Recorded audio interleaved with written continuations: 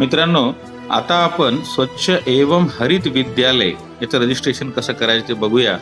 तर सर्वप्रथम आपल्या मोबाईलवर आपलं जायचं आहे आणि प्ले स्टोअर मध्ये गेल्यानंतर आपल्याला मोबाईलचं प्ले स्टोअर उघडून त्यामध्ये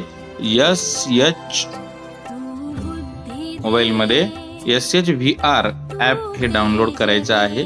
SHVR दाबल्यानंतर अशा प्रकारचा लोगो येतो आणि आल्याबरोबर आपला ओपनला क्लिक करायचं आहे। आता असा आपल्याला तिथं इंटरफेस दिसतो। त्यामध्ये भाषा निवडायची आहे। मी इंग्रजी ही भाषा निवडतो आणि भाषा निवडल्यानंतर आपलं पुढं नेक्स्टच्या बटनवर दाबायचं आहे। त्यानंतर पुढे गेल्यावर आपल्याला नेक्स्ट केल्यावर पुढे आपण जातो आणि गेल्यानंतर आपलं स्कूल युजर आपण आहोत, ऑथोराइज्ड इव्हॅल्युएटर नाही, तर स्कूल युजरवर दाबायचं आहे। लोकेशन आपलं ऑन ठेवायचं आहे, ही गोष्ट लक्षात ठेवण्यासारखी आहे।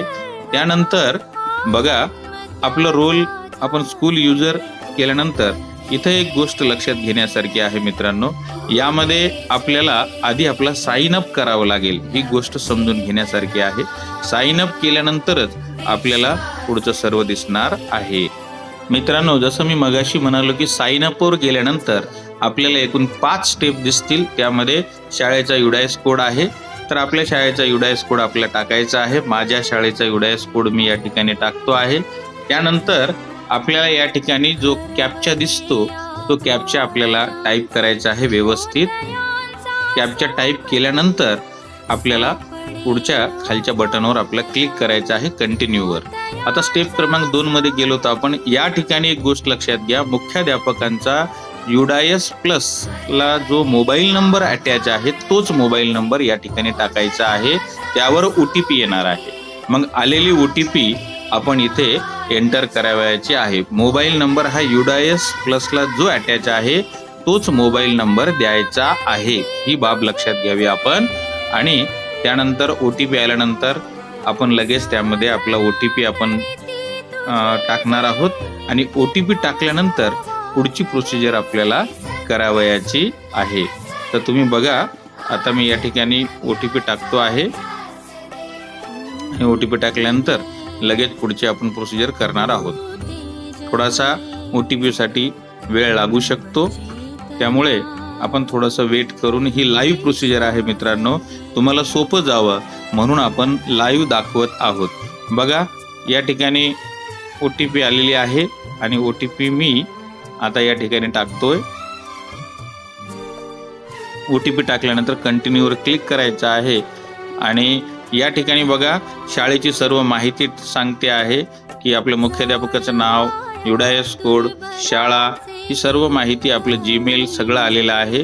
हे कन्फर्म करून घ्यायचं आहे की आपल्या शाळेची माहिती ही बरोबर आहे का, ही बघितल्यानंतर, आणि 99% ती बरोबरच असते।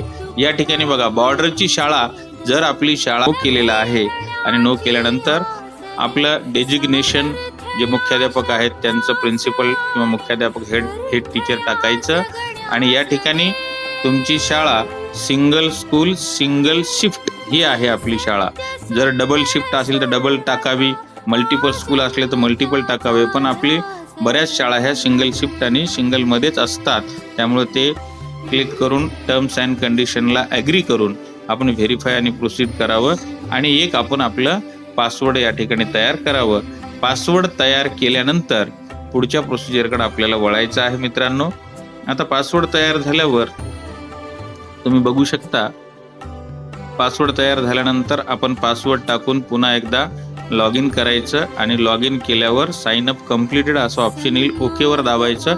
आता आपल्या शाळेमध्ये एकूण किती विद्यार्थी आहेत त्या विद्यार्थ्यांची माहिती या ठिकाणी शाळेतील मुलं मुलींची माहिती एकूण विद्यार्थ्यांची लिहायची आहे। त्यामध्ये विशेष गरजा असणारे दिव्यांग विद्यार्थी असतील त्याची माहिती लिहावी, शिक्षकांची माहिती लिहावी, एवढा स्टाफ असेल त्यामध्ये मेल फिमेल जे कोणी असतील त्या पद्धतीनं आपण ते टाकावं आणि टाकल्यानंतर पुढच्या प्रोसिजरकडे आपल्याला वळायचं आहे। यामध्ये एवढे एकूण आपल्या शाळेमध्ये नळाच्या तोटी वापरतो आपण ते किती आहेत, एकूण वॉटर पॉइंट्स किती आहेत त्याची त्या ठिकाणी नोंद करावी।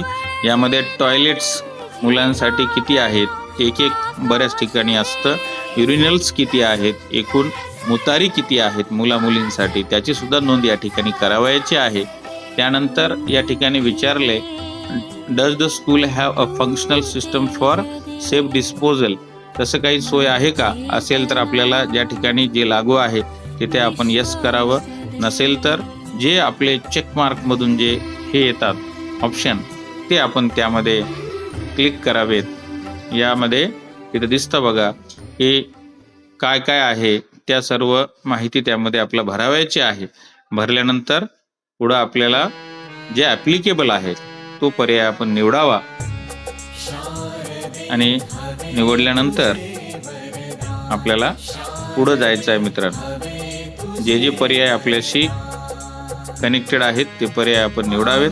आता पुढं बघा, हॅज द स्कूल ओन, कोणते जर आपण स्वच्छ विद्यालय परीक्षण होतं त्यामध्ये जर आपल्याला काही प्राईज मिळाला असेल तर यस करावं, नसेल तर नो करावं, सेव्ह अँड नेक्स्ट करावं. आता त्यामध्ये आपण यामध्ये ॲक्शन प्लॅन तयार केला आहे का, स्वच्छता ॲक्शन प्लॅन केला असेल तर यस, शक्यतोवर आपण यस केलेलं बरं राहील. SOP तयार केली आहे का ती सुद्धा आपल्याला यस करावी लागेल आणि ती सर्व माहिती यामध्ये आपलं भरावयाची आहे. आता भरल्यानंतर सर्व झाल्यावर आपलं रजिस्ट्रेशन सक्सेसफुल येईल आणि सक्सेसफुल झाल्यानंतर आपल्याला त्यामध्ये असे 6 विभाग दिसतात आणि या 6 विभागाची आपल्याला व्यवस्थित माहिती भरायची आहे, फोटो अपलोड करायचे आहेत. तर ह्या सर्व बाबी आपल्याला करायच्या आहेत, ते आपण टप्प्याटप्प्याने बघू. आत्ता फक्त आपण रजिस्ट्रेशन करूया. धन्यवाद.